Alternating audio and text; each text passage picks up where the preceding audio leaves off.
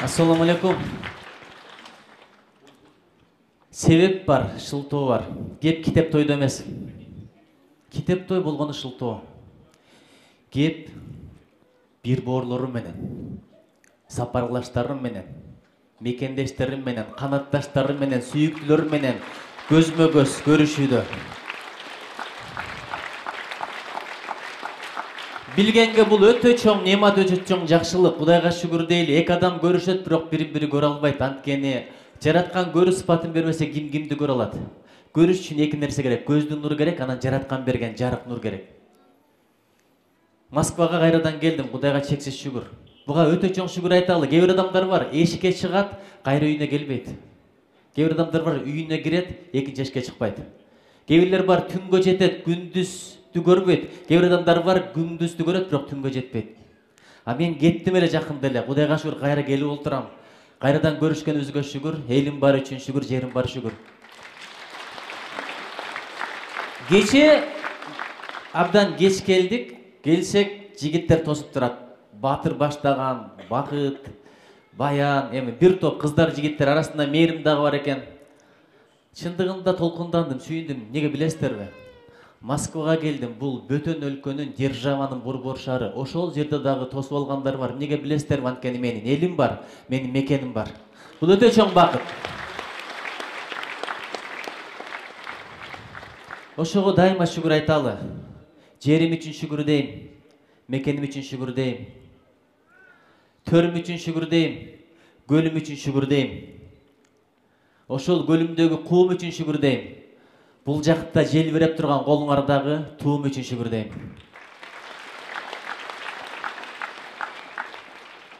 Калпагым үчүн шүгүр дейм. Бийик тоолорум үчүн шүгүр деймин. Өзгөчө белгим үчүн, кийимим үчүн, гербим үчүн шүгүр дейм. Бул өтө чоң бакыт. Буну сактап калыш, буну көтөрүш, буну туу тутуш бизден гана. Рахмат бир борлорун билгениңерге. Чоң рахмат.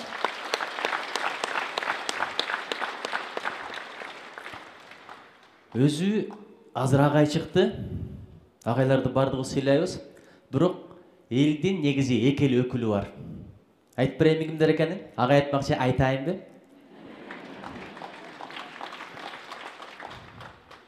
Бирок бул 1000 сом эмес. Андан да кымбатыраак. Агай мугалим катары, айылдагы мугалим катары азыр 1000 сомдон деп айтты. Депутат айтпасын. Депутат айтса буларың тойбой эле койду деп баары жаман көрөт. Ошон үчүн баасын айтпаймын, көңүлдөн чыкканы. Элдин эки эле өкүлү бар. Бири депутат, бири мигрант. Бири депутат, бири мигрант. Бирок экөөнүн айырмасы эки башка. Агай жакшы айтты, мугалимдердин кийимин эле айтты. Депутаттар жөнүндө эмне деген сөздөр айтып берейинби? Араңарда барбы мен депутатты жакшы көрөм деген? Чын айткылачы, мындайды табыш кыйын. Бир жолу Нарынга өтүп баратсам, ошол жерде бир аял балык сатып иштейт экен. Балыгын жедик, жеп бүткөндөн кийин мен карап аркаман сүйлөп атат. Депутат көрсөм эле жиндим келе берет дейт.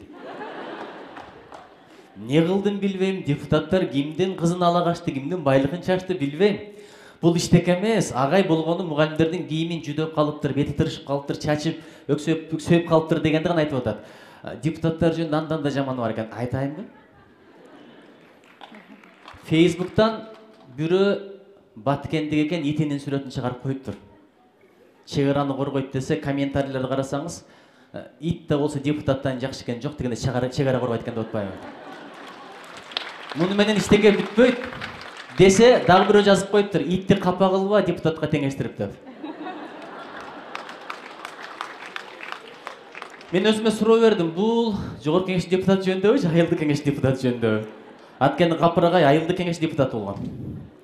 Нуркыз гор кеңештин депутаты. Үчөөбүз талашып атабыз, сен айтты деп. Бирок Кудайга шүгүр. Жаман көрсөңөр да, бети бирге түкүрсөңөр дагы бизге ишенген, ошол жерге апарган, аманатты мойнубузга келген силерсиңер. Жаман көрсөңөр, жаман көргүлө, мага баары бир, мен силерди жакшы көрөм.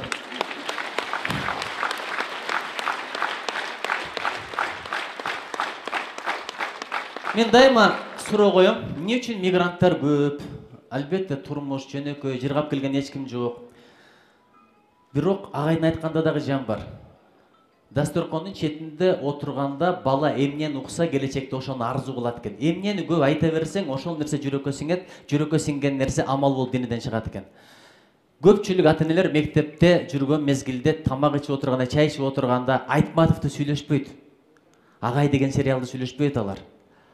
Акбаттын ыры сүйлөшпөйт. Токтогулдун термелерин талкуулабайт. Түкүнчү Россияга барып келиптир. Мынанча миллион таап келиптир, атаңдын көрү апасына бир шуба алып берди, аялына алтын сөйкө алып берди, атасына жип миндирип койду дегенди угуп чоңойт экен бала. Уккан бала мектепти унутат экен, башка максаттарын экинчи планга коет экен, керек болсо депутатка коюшту да каалабайт экен. 16-га чыксам, паспортду алсам, Россияга кетсем деп ниет кылат экен. Бул бир себеби. Экинчи себеби айтып берейинби? Өлүк көммөй. Мен далайларды көрдүм. Биздин айылда бирөө бар болчу. Атасы өтүп кетиптир. Атасы өтүп кеткенде туугандары келип алып, уят, биз да жылкы союшубуз керек, уй союшубуз керек, мынча конок бериш керек, бияка мындай устуган тартыш керек, мынча үйгө чакырышыбыз керек деп күүлөп, дуктан берип коюп, карыздарды алдырып, кредиттарды алдырып коюп, төлөгөнгө келгенде эч кимибиз жок экен, айла жок Россияга кеткен ошол. Ошондойлор алаңарда толтура. Максатыңарды дагы билем. Бул жака келип, акча таап алып, кайра эле барып аш өткөзмөй, той өткөзмөй көпчүлүгү. Туурабы? Чоң максаттар такыр башка. Аш өткөзмөй, той өткөзмөй, дагы деле аш казандын деңгээлинде жүрөбүз. Төш казан менен баш казан калып кетти. Ошого мен ойлоп атам, кечирим сурагым келип атат. Силерди мигрант кылган биз экенбиз. Неге билесиңерби? Жалаң ысырапчылык менен ичмей жемей, кыргыздын өлүк көммөйүн айтып берейинби? Той болгон 2 күндө бүтөт, бирок өлүктү 1,5 жыл көмөсүң. Бүгүн эле көмбөйсүң. Көмгөндөн кийин эртеге туруш керек, бүрсү күнү пейшембилиги, наркы күнү болсо, жетилиги, анан 40-ы, анан жылдыгы, 2 айтыгы болуп отуруп, 1,5 жыл өлүк көмөт экенбиз. Ошонун бардыгын кошкондо миллион сом болот экен. Bir айылда жылына 12 адам өлсө 12 миллион сом, биз жыл сайын 12 бала бакчаны жерге көмүп атабыз.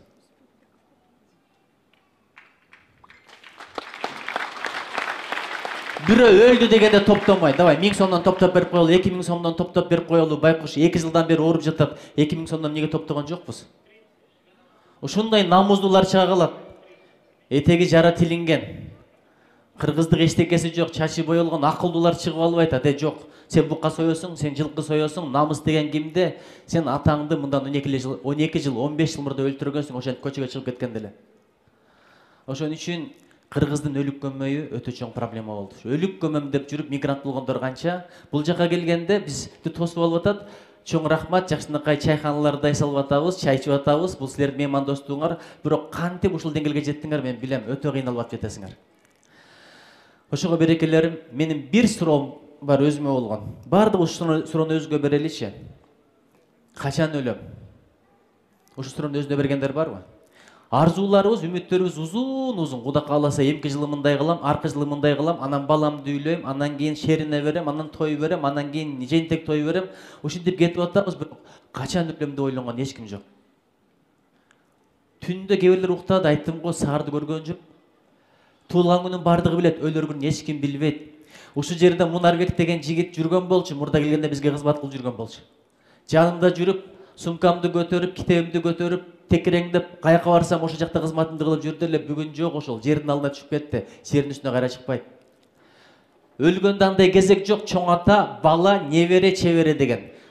Кетип атканда кезек жок. Ким мурда кетет, бир Алла билет. Ошон үчүн кыргыз айтат, атам десе дедирсин, ботом дедирбесин дейт. Ушуну ойлогончо жүрөлүчү. Качан өлөм? Бул бир, экинчи, өлүп аткандагы эң акыркы сөзүм кайсыл болот? Ушуну ойлонолу. Үчүнчү, эң акыркы амалым кайсыл болот? Ушул жөнүндө ойлонолу. Китеп деп атасыздар, өткөндө кыргыздын бир акынынын, жазуучусунун китебин окудум. Ошол китепте бир аңгеме бар экен.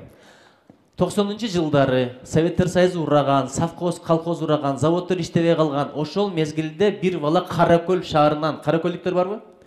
Каракөл шаарынан мектепти бүтүп шаарга келет экен, шаардан эптеп-септеп бир кичине акча таап алып Россияга келейин деген ниет менен чыгат экен. Шаарга келген эле күнү милиция кармаптыр. Милиция кармап алып кичине акча өнөйүн деген экен, акчам жок десе паспортун алып коюптур. Паспортун алган күнү ошол жакшынакай эле жүргөн милиция бирдеке болуп жүрөгү кармап өлүп калган экен. Эртеге мынча саатта берге алып келип берсең паспортумду берем деген, ошол бойдон баягы бала акчаны таап алып келди. Милицияда жок, паспортта жок. Анда азыркыдай телефон деген жок, сотка деген жок, интернет деген жок. Анан эмне болду билесиңерби? Баягы милициянын сөөгү моргко түшүп калыптыр. Моргто чөнтөгүн караса баягы баланын паспорту. Не кылат? Тияктан ГРСке маалымат берет дагы, кара көлдүк бала экен деп туруп, кара көлгө балаңар өлүп калды деп маалымат жөнөтүптүр. Баягылар боз үйдү тигиптир, жылкыны союптур, койду союптур, баардыгы аялдар кирип, кара жамын алып ыйлаганды ыйлай баштаптыр, эркектер өкүрүп турат дейт. Анан сөөк тап келгени жибериптир, моргко кирсе башка эле бирөө дейт. Паспорт бирок биздики, бул биздики эмес. Ошо мезгилде баягы паспортун алдырган бала эми Россияга барбай калдым, ушул жерде дагы ач калып кетпейин, дагы камалып калбайын деп кара көлгө барат экен. Кара көлгө барса боз үй тигилип турат.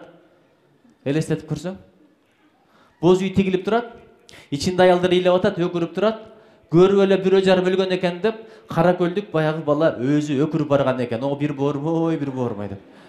Өлүктү көрүп алып, ичиндеги ыйлап аткандар да чыгып алып качып кеткен экен. Мен бул окуяны айтып атам. Сиздер өлүк жөнүндө угуп күлүп атасыздар, баягы бала жөнүндө. Мен ойлондурганы башка. Баягы милициянын акыретти акып алгандай болот. Эң акыркы амалы бирөөнүн акыркы үмүтүн чөнтөгүнө салып алып кетти. Ал тирилип келип кечирим сурайын десе бүттү, шансы жок. Бул дүйнөдө эркиндик бар, сурак жок. Тияка барганда сурак бар, эркиндик жок. Суракты токтотчу, мен оңолуп келейин, кайрадан ушу дүйнөгө келейинчи десең, аркаңдагы парда, дарбаза жагылбалган, кулпуланган, экинчи кайра келбейсиң, бир гана шанс. Ошого мен сизден суранат элем, сыйлашып жашайлы, көңүлдөрдү көтөрүшүп жашайлы, кадырлашып жашайлы. Бүгүн капа кылдыңбы, бүгүн кечирим сура, балким эртең аны көрбөй каласың. Балким сен үчүн акыркы күн, балким ал үчүн акыркы күн. Кудай ошондон сактасын. Эң акыркы амалым жаркын болсун, эң акыркы сөзүм күлгүн болсун, жылмайып өлөйүн деген дагы чоң тилек экен. Бекерден айтпайт, өлүм алдында тооба насип кыл, өлүм учурунда рахат бер, өлүмдөн кийин магфират кыл деп адамдар бекерден дуа кылган эмес. Анткени бул дүйнө кыска, акыреттүү бөлүк. Ушунда ойлонгончо жүрөлү. Ушунда ойлонгончо жүрөлү. Келатканда мен айттым, мигранттарга баратам, аманатыңар барбы деп бир-эки алымга кайрылдым. Максат ажекеге кайрылдым, Нурулло таксырга кайрылдым, устаздарга кайрылдым. Ошолордун анча-мынча сөздөрү. Мигрант эмнеге элдин өкүлү? Азыр бул жакта жүрөсүң, эгерде милиция кармаса, киргиз деп айтат, туурабы? Сен дагы паспортун көрсөтүп, мен кыргызстандыкмын дейсиң. Бир жаман иш кылып койсоң, сага сөз тийбейт, кыргызга сөз тиет, кыргызстандыкка сөз тиет. Бирок бирөөгө жакшылык кылсаң дагы сен эле мактабайт, кыргыз элин мактайт. Кыргызстанды көтөрүштүн, кадыр баркын өстүрүштүн бир гана жолу бар. Жакшы адептүү бол, илимдүү бол, билимдүү бол, ыймандуу бол, адамдарга жакшылык каала, жылмайып жүр. Бизде ушундай. Байкасаң, бүт дүйнөдө жылмайып жүрөт. Кыргыздарда гана ар бир жылмайган адамга 1500дөн штраф дегенде жүрөбүз да мындай. Бешине же мындай тырышат, же мындай тырышат. Биздики байкасак экөө тең тырышып калган. Негизи эркектердики мындайына тырышат экен. Анткени аялдар мынткен сайын коркуп жүрүп ошондой болот экен. Негизи эле ошондой экен. Бирок биздики эмнегедир экөө тең тырышып калган. Ошого жок дегенде жылмайганды үйрөнөлүчү. Жылмаюу да садага деп бекер айтпайт. Бир болгон окуя. Ош тарапта лөлү деген эл бар. Билесиңерби? Садака бериң деп отура берет. Ошондо бирөө келиптир дагы, студент бала экен. Алдына жылмай туруп алыптыр лөлүнүнчү. Аны таң калыптыр да, балам же акча бер, же бияка кет, же тияка кет, тоскоол болуп атасың десе, сиз садага сурадыңыз, мен студенттин акчам жок, бирок жылмаюу да садага деген экен. Ошон үчүн бириң карап бир жылмайып койгулачы. Бириң карап десем, дароо эле жигиттер кыздарды карап, анан кыздар жигиттерди карап, ал да болбойт. Өзү негизи силер бул жакка келдиңерби, элдин өкүрү катары. Мен бирдекени сурайын. Бул жактын жакшылыгын алып кеткиле, жамандыгын таштап кеткиле. Биз ушундай эл болот экенбиз. Мен Япон керемет сыр деген китепти жазганмын. Не себептен япондордун жалаң гана жакшы жагын жазганмын. Дайыма айтат, ага япондорду эле мактай бересиз. 1000 жакшы жагын айтып туруп, кыргызга бир жаман жагын айтып койсоң, бир жаман жагын эстеп калды. Япондорду эле мындай экен го деп баштайт. Ошондой эл экенбиз чындыгында. Африкада эмес, бул бизде эле, кыргыздар эле ошондой. Ошон үчүн жалаң гана жакшы жакты көргөндү үйрөнөлү. Анткени эң курч көз дейт, эң жакшы көз бирөөнүн жакшылыгын көргөн көз. Биз жакшылыкты көрбөгөн жактарыбыз аябай көп экен. Өткөндө биз өзгөчө кырдаалдар министрлигинин өкүлүн чакырып, министрдин өзү да кошо келди, алардын иши менен таанышып атып, бир окуяны айттым. Агай деген кино чыкты, мугалимдин кадыры көтөрүлүп атат. Абдан сонун кино болуптур, сериал болуптур. Эми МЧСтин кызматкерлери жөнүндө кино тарталы. Мен Ержигит деген иним бар, ошол тармакта иштейт. Айтып атпайбы? Тоолордо кырсык болот, зоолордо кырсык болот. Өрөөндөрдө кышта, жайда көчкүн алдында калгандар бар. Кокус машина менен машина кагышып кетсе, тырышып калса адам чыгара албай деген. Аны атайын барып жабдыктар менен адамга зыян тийбегендей кылып чыгарып, ошо жигит өткөндө бир интервью бериптир, тоодо бир кырсык болуп 3 жашар кызды сөөгүн кармап алып, ыйлап турган эместен кетпейт деп. Ошон үчүн силер жөнүндө кино тартыш керек деп айтсам, ошол жерде байкуш министрдин да жүрөгү бошоп, көзүнө жаш келип айтты. Рахмат сизге деп. Депутаттар жалаң министрди уруша берет го, мен чындап жакшы жактарын көргөндү деле билем, аракет кылам. Ошондо айтты. Бир окуя дейт. Бир өрт чыгып кетти. Бишкектин азыр пробкасы бар го, Москванын пробкасынан да өтүп кеткен. Өрт чыгып кетти, пробка аябай күчтүү учур болчу дейт. Эгерде биз пожарный машинаны чакырсак 40 мүнөттөн кийин келет экен дейт. Эмне кылабыз? Карап турабызбы дейт. Биздин жигиттер чыкты дагы дейт, чакаларды көтөрүп алып, сууну ташып келип, колдошуп, баягыны өчүрө баштады дейт. Сыймыктанып атам дейт. Биздин бүркүттөр, жигиттер эл да көрүп сыймыктанса керек деп. Өчүргөндөн кийин соцсетке кирсем, 21-кылымда булардын машинасы жок экен. Челек менен өчүрдү, акмактар деп баштаптыр дейт. Мына министрди жок кылыш керек, өкмөттү өрттөбөш керек деген сөздөр дейт. Ошондо ушунчалык капа болдум дейт. Адамдын жакшы жагын көргөндү билеличи, жакшы ойлогонду билеличи. Бир адам түшүнө кириптир. Бул пайгамбар алейхиссалам түшүнө кирип туруп айтыптыр. Түкүнчө деген бир адам өлүп калды, ошол мамлекеттин падышасына кирген экен. Бар дагы ошонун жаназасын өзүң оку деп. Шашылып жетип барса, бир адам өлүп жатат дейт. Адамдар жанына жакындабаптыр, керек болсо үстүнө чүпүрөктөн жаап коюптур. Анан сурайт экен, бул ким эле десе, эң жаман адам дептир. Эртеден кечке тынбай иштеп, акча табат дагы, ошол акчанын жарымына арак ичет, жарымына жаман аялдарга барып туруп, жаман иштерин кылат. Буга жологубуз да келбейт, көмгүбүз да келбейт, жаназада окуубуз да келбейт деп туруп, ошол жерде калтырып коюптур. Чымындар коно баштаган мезгил экен. Анан аялынын үйүн көрсөткүлөчү дептир. Аялына барса айтыптыр, күйөөм өлүп калыптырбы деп ыйлап айтыптыр. Күйөөң кандай болчу десе, күйөөм аябай жакшы адам болчу дептир. Мен силерге сөз берем, күйөөм олуя болчу деген экен. Анан эмнеге мындайакта иштат го десе айтыптыр. Неге андай иштат экен десе, эл жаман ойлойт экен, жаман көрөт экен десе, мен сизге түшүндүрүп берейин деген экен. Эртеден кечке иштейт болчу. Бизге бир аз нанга эле калтырып, сүткө эле калтырып, андан кийин калган акчаны алып барат эле дагы дүкөнгө апарып туруп, арактарды, шараптарды сатып алып, ошондон кийин келет эле дагы жерге төгүп, көмүп, Кудайга шүгүр, канча адам балекеттен кутулду, ошого себеп болдум деп тооба келтирет эле, шүгүр намаз окуйт болчу. Андан кийин тетиги жакта бир жаман кыздар бар. Ошолорго барат эле дагы эшигин тыкылдатып туруп, бир жолку бузулушуң, жамандык кылышың канча турат дегенде, мынча турат дегенде, мен акчаңды ал дагы бүгүн келсе эч кимге эшик ачпа деп турат болчу. Ошолорду көрүп алып эл жаман көрөт, бирок анын кандай экенин мен билем. Бул олуя болду деген экен.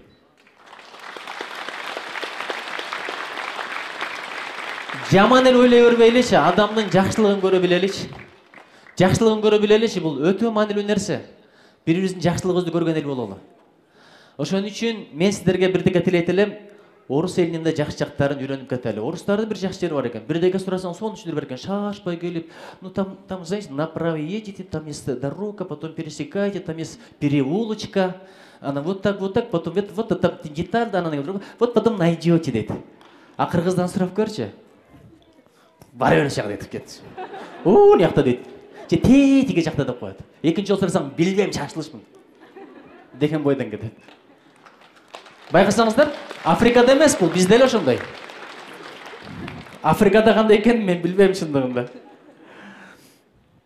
Анан бул жакта очередь деген бар экен, Кудайга шүгүр, мындай автобуста деле очередь жакшынакай биринин аркасынан бири турат экен, дүкөндө деле биринин аркасынан бири турат экен, аэропортто деле ошондой. Кыргызстанга барып көрсөңөр, биз мындай инновацияны жакшы көргөн элибизде, чыгармачылык менен, новаторство менен 4 катар очередь турган бир гана Кыргызстанда. Еще кетип атып, 1 сааттан келип алып, мен 1 саат мурда ээлеп кеттим эле деп урушкандар да Кыргызстанда. О, бул жагынан укмуш элбиз. Бирок Кудайга шүгүр, мен элимди аябай жакшы көрөм. Сүйүү деген ошол экен да, байкасаң, бирөөнү мындай, бирөөнү аябай каты сүйүп калган экен. Лайли менен Мажнунду уккансыңарбы? Мажнун болуп калыптыр, айнып калыптыр, жинди болуп калыптыр. Ушунчалык сүйгөн экен, Лайлинин айылынан бири чыгып калса, ошонун көзүн өпчеген отуруп алып. Анан не коюп атасың десе, бул көздөр Лайлини көргөн да деп койчу экен.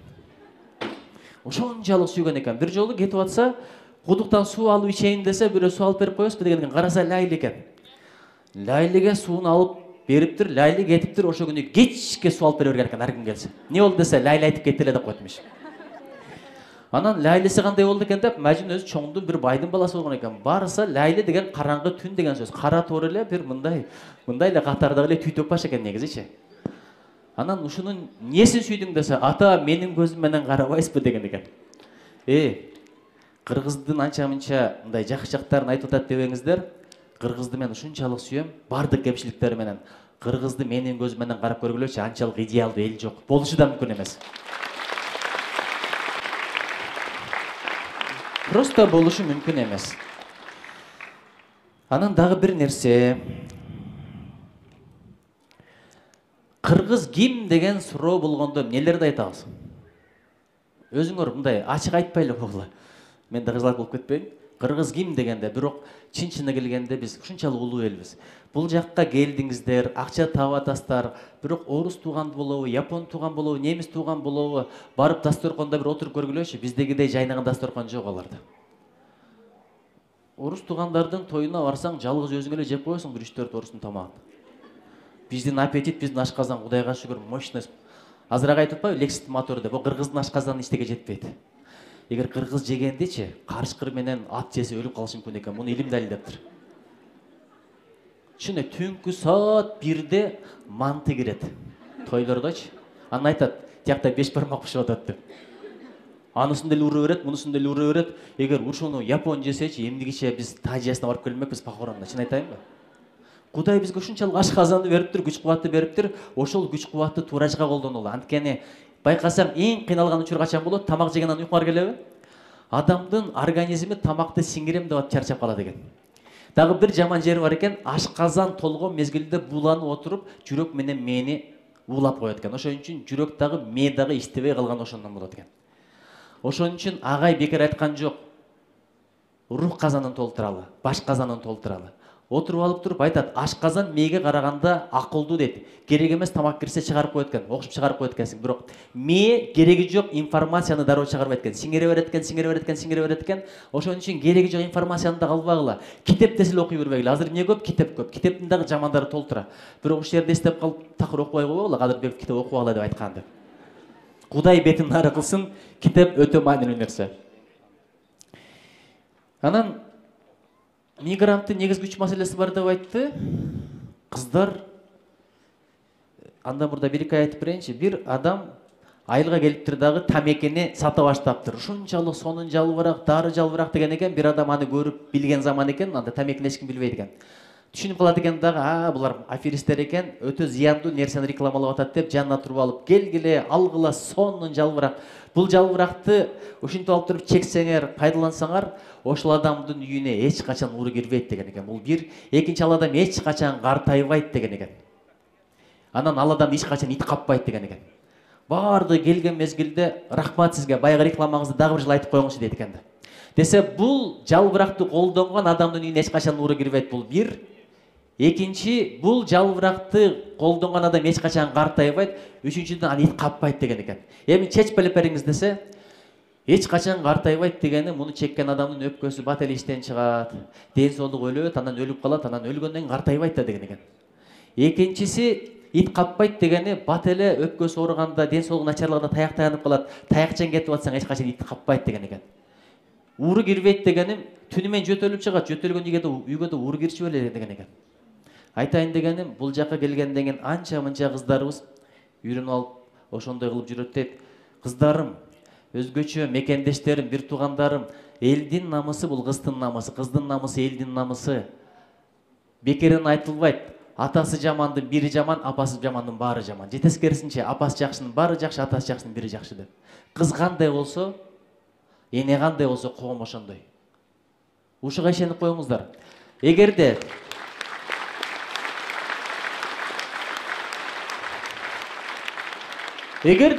эркек оңолсо, аял оңолобу? Жок, андай эмес экен. Эркек оңолсо, аял оңолбойт экен. Анткени аял болгондон кийин эркектик признавать этпей калат экен. Билесиздер да, мисалы, дүйнөгө алым бол, аялыңа алым боло албайсың.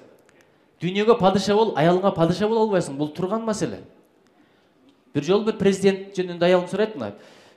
Аялым ойлогон экен мурдачы. Депутаттардын аялдары кандай болду экен депчи. Министр болгондо деле мындай, анан алып келе калат болчумун, туура. Телефон чалса ордуман тура калам, нормаль эле нерсе. Ошол жерде туруп, оңго бир жылып коесуң десе жылып кое берем, мага үйдөгү душман эмне кереги бар? Бир душман баардыгыбызга жетет, анын аты шайтан. Экинчи душманды бизге эч кереги жок. Колдон келсе баары менен жакшы мамиледе боло бер, кечирип кое бер, сыйла, урматта. Өзгөчө үйдөгү душмандын кереги жок. Эгер начальнигиң жаман болсо, же сен кызматтан кетесиң, же ал кетет. Досуңдун үйү башка урушуп кетсең, кошунаң менен эшиктерди бекип коесуң, катташпай кала бересиң, бирок жаныңдагы душман барго 24 саат бою душмандыгын кылса эчтеке кыла албай каласың. Ошон үчүн эрди эр кылгандагы ошол, жерди жер кылгандагы ошол. Акмат иним баягындай ырларды абайлап ырдап жүр.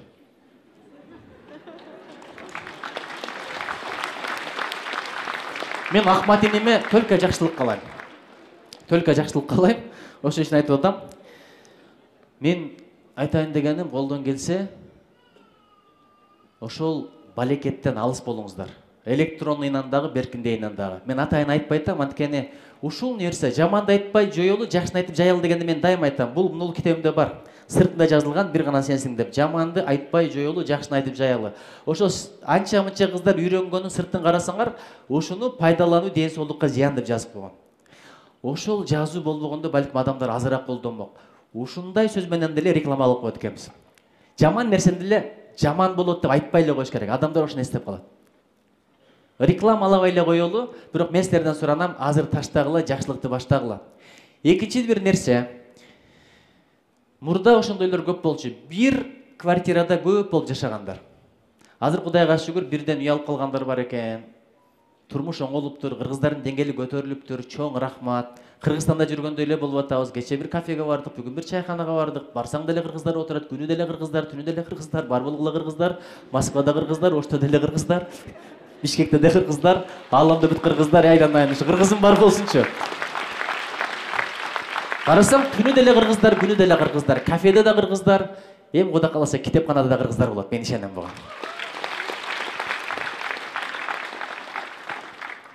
Бирок чогуу жашаганда эки дос жубайлары менен эгер колуңардан такыр келбесе, жокчулук болуп атса мейли, тырышып сараңдык кылып ошого барбаңыздар. Анткени шайтан эч кимдин досу эмес. Бириңе бириң ишенбегиле. Досу менен аялын сындаган, сынап көргөндөр экөөнөн тең ажырайт деген бир сөз бар.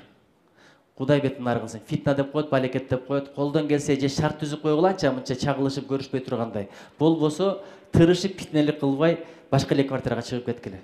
Аялга шарт түзүп бериш бул колубуздагы нерсе. Аял киши муздак суга колун салса да жооп берет экенбиз. Анткени анын ден соолугу да аманат. Анын намысы аманат, ызаты, аброю аманат. Бир нерсе Кыргызстанда кошуна көрөт деп коркпосуң, бул жакка келгенде Кудай көрөт деп коркпой атасыңарбы? Кудай көрбөгөн кайсыл жер бар? Ошон үчүн мен силерге айтат элем. Эки аялы менен күйөөсү урушуп кетиптир. Урушкандан кийин уруша бериптир. Эң жакшы нерсе аял менен күйөөнү уруштур. Шайтандын жакшы көргөн ийгилиги ушул болот экен. Анан бир күнү ажырашабызга жетип калыптыр. Ажырашканчакта ошентип берет, ажырашкандан кийин биринин кадырын бири билет. Ошону түшүнгөн апасы кой десем баары укпайт булар. Андан бетер ээлигип, андан бетер оожалып, проблема кылбасын деп. Өйүздө бир киши бар, ошого жолугуп келгиле, ошол не десе ошо, ажыраш десе ажырашасыңар, кал десе каласыңар деген экен.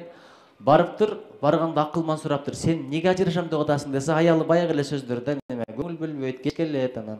Мага гүл деле бербейт, тамагым деле нормально жебейт, балдарды багышпайт, түшкө чейин уктайт, ал эле бул эле. Сен неге наразысың деп күйөөсүнөн сураса, тили узун, апасынын сөзүн угат, көп үйүнө каттай, төшөк деле жыйылбайт, тамактардын тузу кем. Анан экөөң эки жакка киргиле, мен сага бир парак, сага бир парак, сага бир калем. Андан көрү мага убактым жок, жазып чыккыла деген экен. Аял бияка кириптир, күйөөсү бир жакка кириптир, күйөөсү бат эле чыгыптыр, анткени кагаз толуп калган экен. Дагы эки барак бересизби деп чыккан экен. Колдон келсе да 5-6 бере бериң, ага деле батпай калышы мүмкүн деген экен. Акылдуу киши экен. Мындай кылалы, сен жазганыңды мага бер, мен чөнтөгүмө салып коеюн, мен сага таза барак берейин, бирок бир сураныч жазбай чык деген экен. Жазы берейин, аябай көп батпай калат десе, жазбай эле койчу, мен бир суранычым дептир. Ушундай арманда кетти, тиреңде бертеңчи.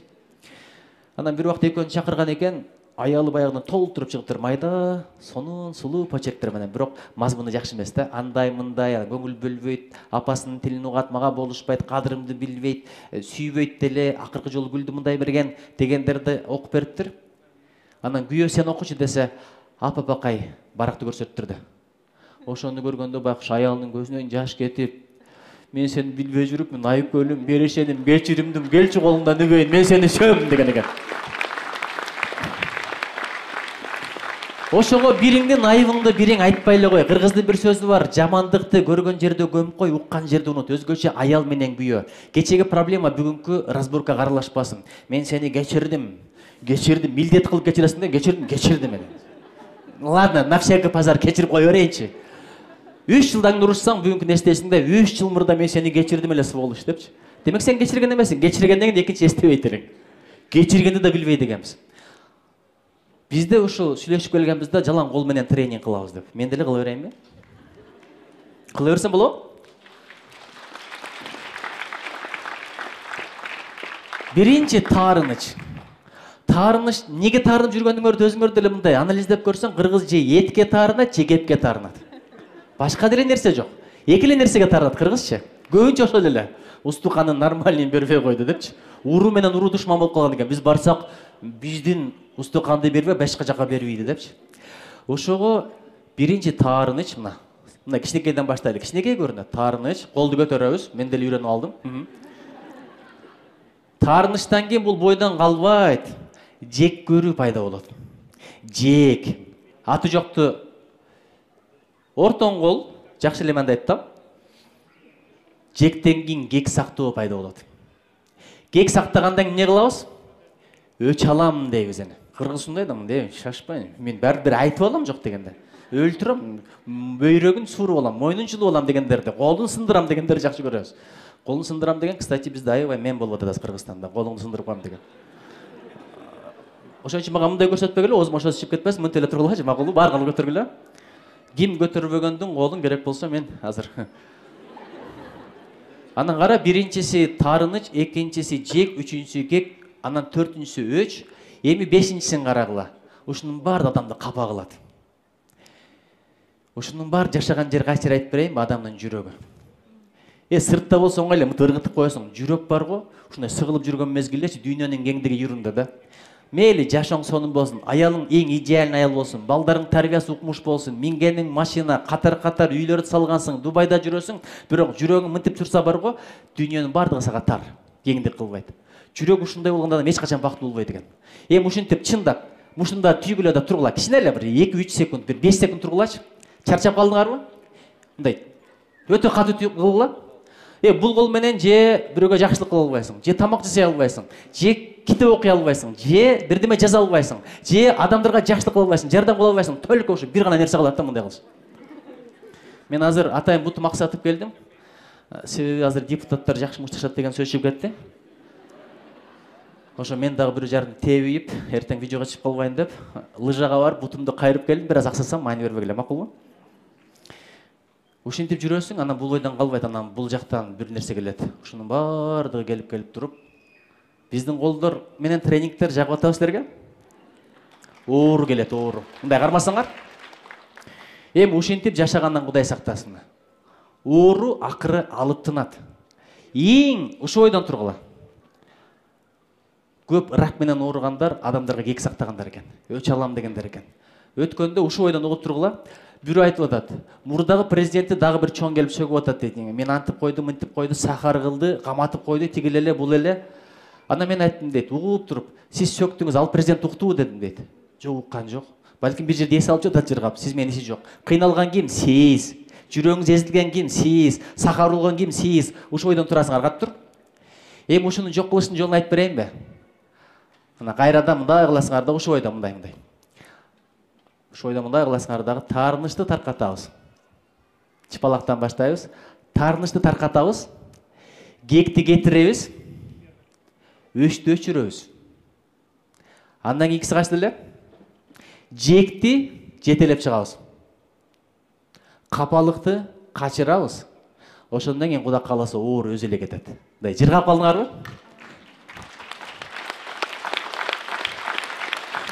Ошондон кийин оору өзү эле кетет. Мен силерден суранат элем, кечирип койгулачы. Бирөөлөр капа болуп келгендер бар, кол көтөрүп койгулачы. Ким эгерде ошол капа болгон бойдон өтүп кетсе, акыретте бейишке түшпөй калат экен. Ким капа болгон бойдон 1 жыл капа болуп жүрө турган болсо бар го бул. Ушунчалык жаман нерсе экен, 3 күндөн ашык таарынбайт деген. Керек болсо 3 күндө көптүк кылат экен. 3 күндөн ашык адам ачуусу келбеш керек экен, бирок таарыныч кеде болуп турат, бирок 3 күндөн ашык таарынбагыла. ким биринчи кечирим сураса ошол утат экен. Бизде кечирип кой деген сөз өтө кыйын, билесиңерби мындай. Жакшы эле барасың, мындай алчы. Анан алдына барганда эле өзүңөн кетпеди деп баштайсың кайра элечи. Өзүң мынтип эле койсоң болот эле да, туурабы? Мындай деп анда эмес турушуп келесиң. Кечирип кой, оңой эле сөз, кечирип койчу. Кана бириңден бирин кечирим сурап койгулачы. Мен деле кечирим сурадым го силерден, туурабы? Бирок депутаттардан эч ким кечирим сурабайт. Чында ушулар дейт, үстүнө бомба түшүп кетсе экен, ушу кырылып эле калса экен деп жазгандарды мен көрөм. Ушуларды атып кеткендер соопко калат эле, таркатып өлтүрүп кеткендер соопко калат эле. Неге мынча жек көрүп менен кантип адам бактылуу болот? Бирок ошон үчүн биз эл өкүлүбүз. Башкага болгон жаман сезимдерди бизге буруп ийгиле, биз көтөрөбүз. Ошон үчүн депутат болгонбуз. Күндө иштейбиз, түндө иштейбиз деп.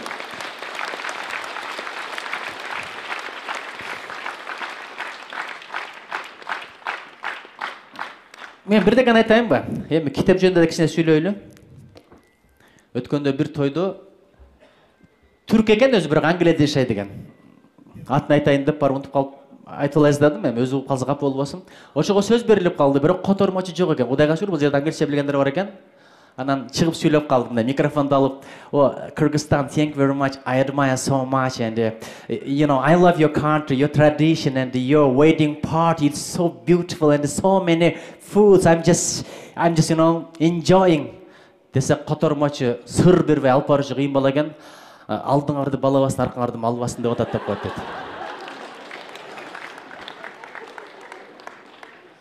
Бул китепте эмнеде эми? Алдыңарды Айтматов бассын, аркаңарды Касымбеков бассын. Бул жагыңарды Гапыр Мадаминов, бул жагыңарды Кадырбеков бассын.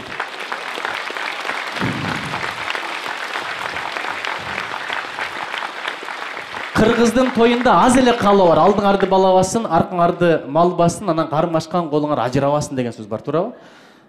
Эмне кылабыз эми? Китеп менен кармашкан колуңар ажырабасын. Эч качан кем болбогула.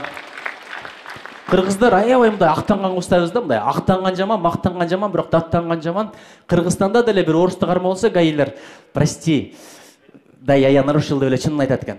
Штраф төлөп коеюнбу же кечиресиңби деп. Да, нормально. Айланайын деп бирөөлөрдү кармап алсаң, Африкада деп коечу, Африкада бирөөлөрдү кармап алсаң, "Не болду?" деп чыгат экен да. "Жакшы эле кел аттым эле го. Анткен жокмун го, мынткен жокмун го." Ошон үчүн биздин гайлер мындай окулган да, мындай. Андай эмес, өткөндө бир видеону көрдүм. Россиянын гайлерин деле ошентип коюпсуңар го. Деп атса, "Ача так" деп коюп. Ошон үчүн моюнга алып койгон деле жакшы. Кайсыл жерде сен күнөөлүү деп моюнга албасаң уруш чыга берет. Мен күнөөлүү болуптур, менден кетти деп коюп, проблема да бүтөт. Өткөндө ушул Москвадагы бир бала мага телефон чалып алып, жаш эле бала экен. "Ай, урушпадым мен. Сиз дейт платный деп келбей койдуңуз эле, китеп тойду эле платный экен го деп атпайбы? Мен неге келдим? Ушул балдар ач калган, кеч калган эле балдар. Ушул акча ишенип койгула, биринде чөнтөгүнө кетпейт. Биздин билетке коротсо коротту, бирок Баткендеги айылдарга китепкана кылып беребиз деген ниет менен ушул акчаны топтоду. Ошон үчүн келип атабыз.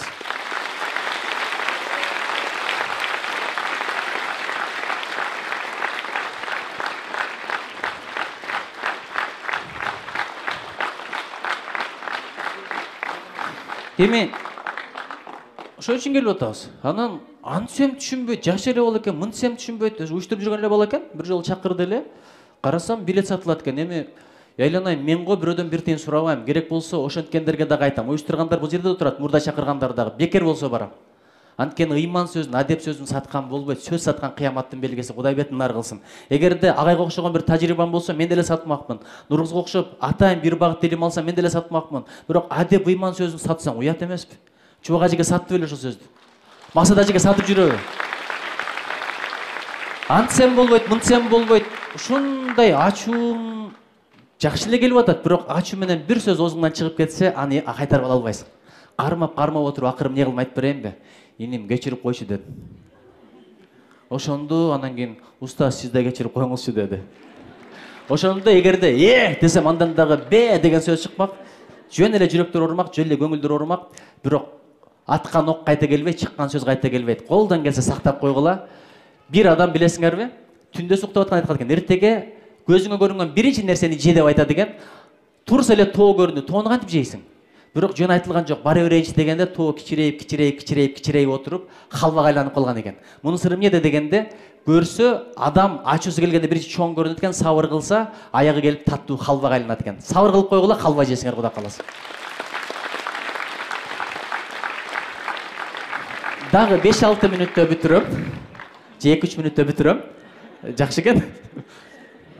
Жакшы экен, мындай убакыт берип, үмүт берип коесуң да, качан түшөт деп жаман көрүп отургандарга. Анан айта турган бир-эки нерсе калды. Азыркы 21-кылым, телефонду бир карап коеюн. Билесиздерби? Бир баарын камтыган жакшы сөз бар. Эркин Рыскулбеков деген алып баруучу бар, билесиңер, э? Ошол алып баруучу бир тойду алып барып калды. Мен өкүл ата болуп калганмын. Кар жаган күн болчу.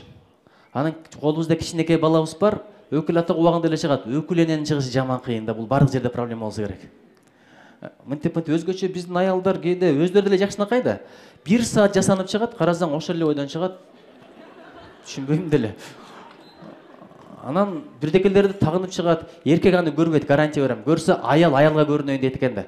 Анткени аял аялга көрүнсө, аялдар башкаларга айтат экен, ошону менен авторитети көтөрүлүп, башкача болуп. Ошо экен да, баягы. Ошон үчүн көрүп койгон жакшы нерсе. Бир жолу келсем, кызым чачын бояп чыкса, ошондо байкабай калыптыр. Ишенесиңерби? Бир жакшынакай көйнөк кийип чыкса, ошону деле байкабай калам. Бирок үйгө келгенде мен бирдекен айтып коеюн, эч качан депутат болуп келбейм. Анткени үйгө депутат болуп келсем, аялым премьер-министр болуп алат. Турган маселе бул.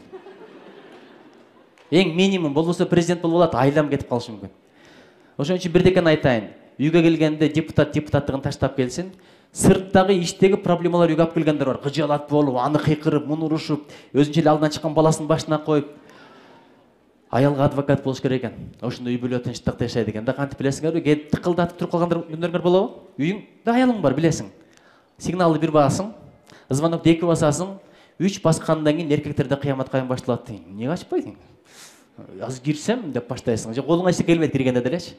Бир мындай караганда духуң өчүп калат. Турган эле маселе бул. Бирок колдон келсе адвокат болуш керек экенде, 1 бастың албады, 2 бастың албады, 3 бастың албады, 4-жүдөн баштап адвокат болду. 50-ге чейин, байкуш кир жууп атса керек, камыр жууп атса керек, баланы жуундуруп атса керек, тамак жасап атса керек, баягы Куран укканча кулагына салып алып, дагы бир иш буруп атса керек деп адвокат боло бериш керек экенде, бизде андай эмес да, 3-жүдөн кыямат кайын башталат. Анан киргенден кийин бир кыйкырасың, жакшынакай турган аялың айтат, тамак жей бер дейт. Сени көргөн баланын комнатасына кирип кетет, өзүң отуруп алып, кайырчыга окшоп тамак жейсиң. Ошонун кимге кереги бар? Эшик кең кирип, проблеманы эшикке таштап кел, кичинекей үйүңө көтөрүп келбей.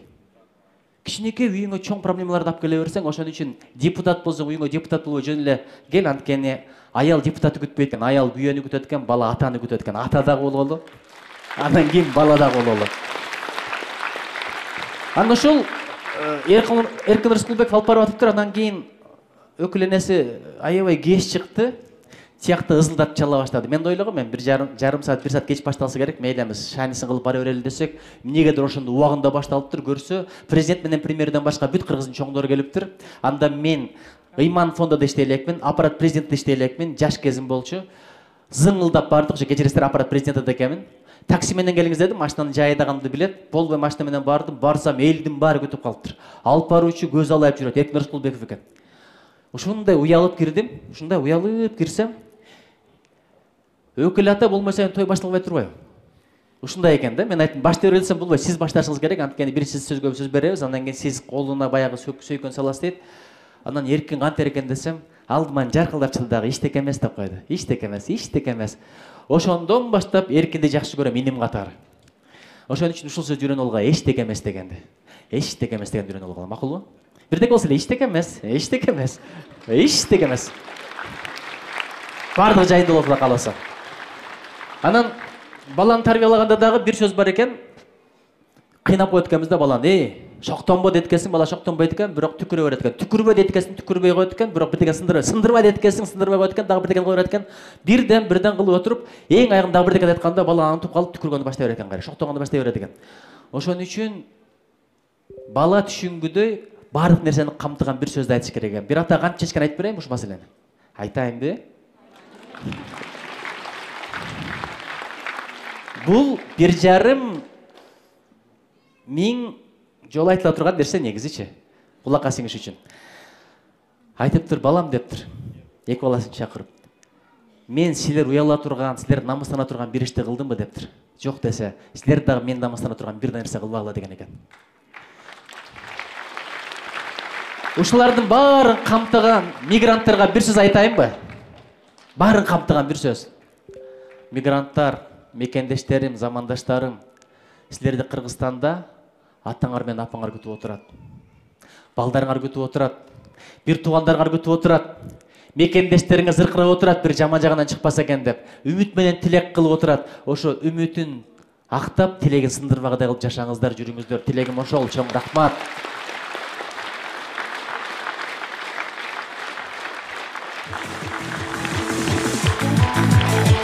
Кыргыз Республикасынын жогорку кеңешинин кетире албай шашып аттың беле. Ааламга берген манасты, ардактайм асыл талашты. Жаштыктын шаары Жалал-Абад, жаркырап гүлүн жаңачты.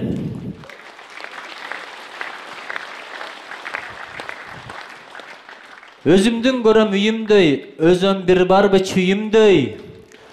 Көргөндө көркөм нарынды, көңүлүм койбойт сүйүнбөй.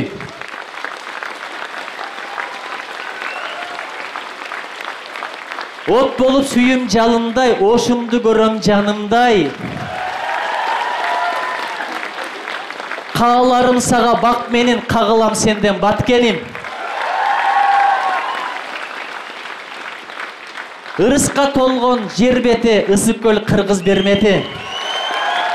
Борборлордун ичинен Бишкекке жоктур теңдеши. Кылымда жоктур жетериң. Кыргызстан менин мекеним. Канаттар бышып жетилсе, баарыбыз кадырыңа жетели. Алымда жоктур жетериң. Ала тоом менин мекеним. Баралыбызга келгенде баарыбыз баркыңа сенин жетели. Барбол Кыргызстаным.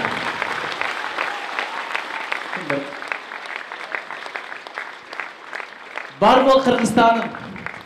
Кенен таштап ойлорду, кере басып бойлорду. Сыймык менен жүрөлү, Кудай кааласа. Азиянын Кыргызстан деген арстаны ойгонду. Арким ар нерсе деп атат.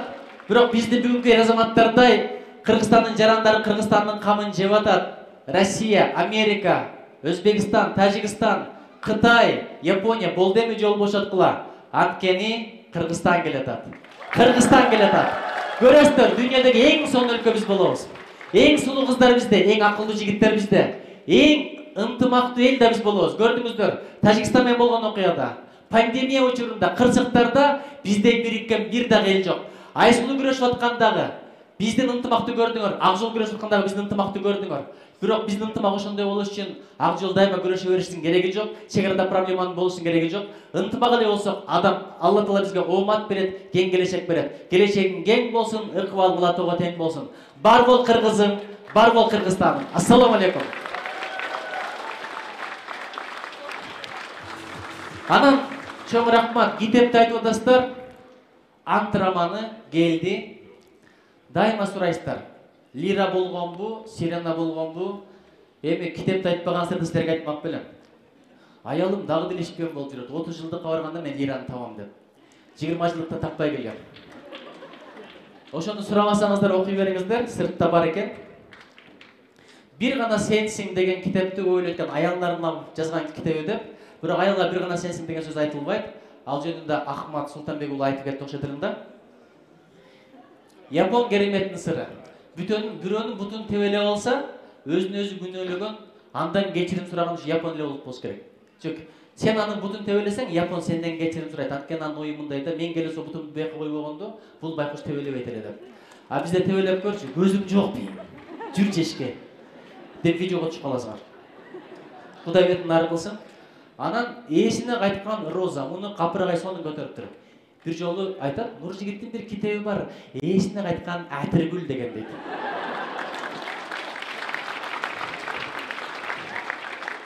Азыр да кайтты, көрдүңүздөр. Сыртында бир сөз бар. Бакыт бул сүйгөнүнө жетүү эмес, жеткенин сүйүү. Бакыт бул жеткенин сүйүү. Бириңди бириң сүйүп эле жүрө бергиле. Сүйүүдөй чоң күч жок. Кимди сүйсөң ошондон жакшылык көрөсүң.